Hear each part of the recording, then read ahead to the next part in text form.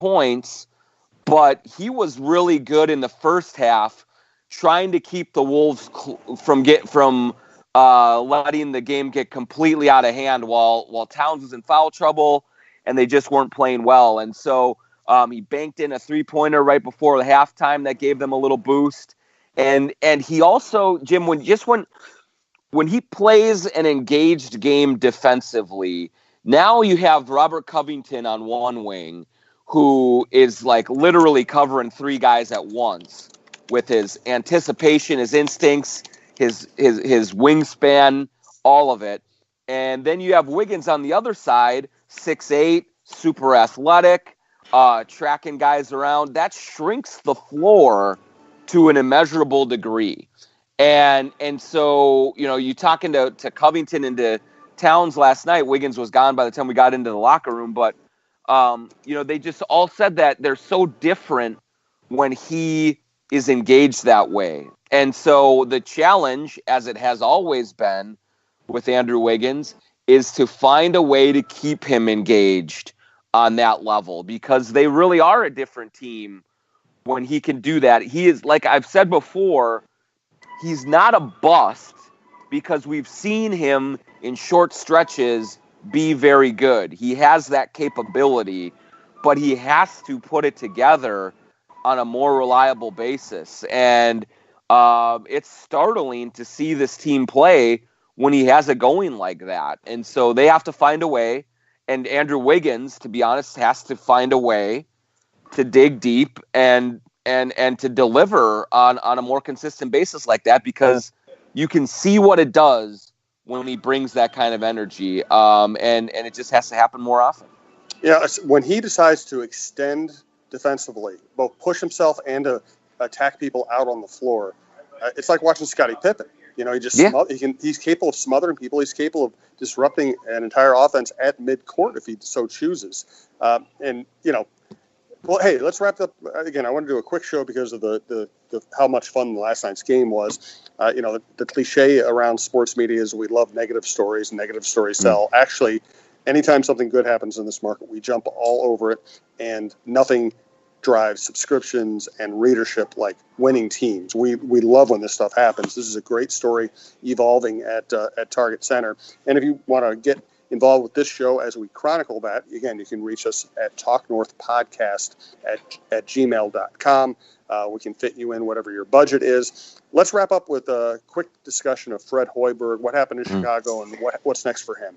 Yeah, so he was fired yesterday by the Bulls, and Darnell Mayberry at The Athletic has a great story today, just really detailing sort of all of the issues that he was facing, and what happened under his watch. And it's a very balanced report in that it really points out a bunch of the roster deficiencies / churn that Hoiberg had to endure during his time there. I mean, they went from Jimmy Butler, Derrick Rose, and the kind of dysfunction in the post-Tom Thibodeau era to kind of more of a model based on younger, more open flowing. And then they reverted to Dwayne Wade and Rajon Rondo. And then they reverted back to rebuilding. And so Hoiberg really didn't have much of a chance in terms of having a consistent roster and plan to build around. That said, he also, his personality, it sounds like, didn't really resonate with a lot of the Bulls players in terms of he didn't really command the room the way that he needed to, probably. There were some players that were exhibiting their frustration in both passive-aggressive and in aggressive forms toward Hoiberg, and John Paxson, the president there, ultimately decided that they couldn't keep going like this, that he was sensing the players starting to revolt against Fred Hoiberg a little bit there, which is a concern. And so, going forward, as he kind of distances himself from this situation, if he comes up on any other radars, either NBA or NCAA, for job openings, he will probably have to answer some tough questions about his ability to be a commanding presence in a locker room and being able to hold a team together while doing it. It seemed like there were some issues there in Chicago. That said, he still had some incredible roster deficiencies that hurt him just as much. You just reminded me of the fact that Jimmy Butler, when he was here, I can't remember which reporter it was, but somebody looks a little bit like Fred Hoiberg. Maybe it was John Foky. Yeah. And Jimmy would look at him and say, "Oh man, I can't deal with you." Yeah. Yeah, exactly. I mean, you know, we know that Jimmy's had his history of being difficult.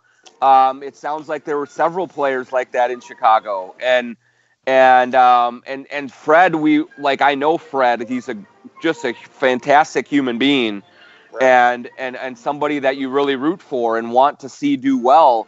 And what you hope is that when things don't end well, like that happened here with Fred, he does some kind of self-scouting and takes an honest look at things and makes some adjustments going forward. He's going to get another job. There's no question about it.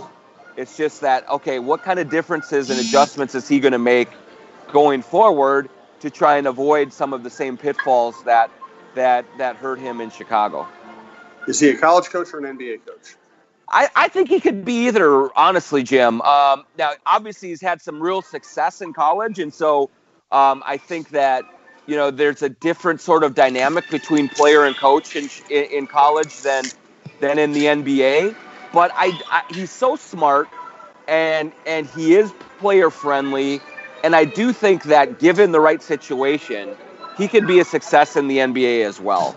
And I do think he's the kind of guy who will look at things and try to do things differently the next time. So, I think he'll, you know, what you hope is that he takes some time, that he kind of really reviews things, and whatever his next opportunity is, he's selective about it and kind of looks at it and says, I want to go to some place that's the right situation, whether that is in college or the NBA. But I think he can be a success at either level with the right support system around him.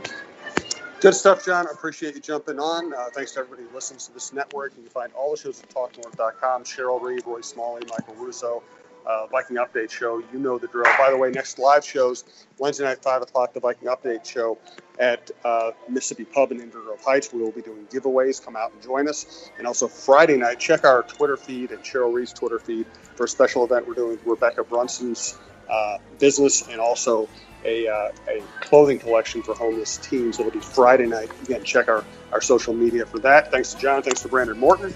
And we'll talk to you next week.